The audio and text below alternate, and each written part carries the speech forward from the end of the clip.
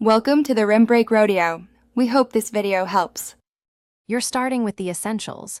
Enable location and give Google Maps permission now, because permission prevents any GPS fixes. Once done, switch location mode to high accuracy, which combines GPS, Wi-Fi, and mobile networks for faster fixes. Next, make sure airplane mode is off and battery saver is disabled. These block background location updates. Do this quickly. You need actual signals. Finally, physically go near a window or step outside briefly. GPS performs poorly indoors, and clear sky view speeds satellite lock. You'll force a fresh GPS fix now. Close Google Maps, then force stop the app to clear hung services. If that fails, clear the app cache or update maps. Old cache or bugs can return stale coordinates.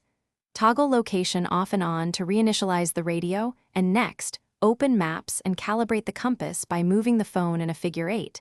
This improves orientation and satellite alignment. Make sure Wi-Fi is briefly enabled even if you're not connected. Wi-Fi scanning helps quicker approximate location. Finish by testing. Search a specific address and tap the blue dot for accuracy. You should get a precise pin.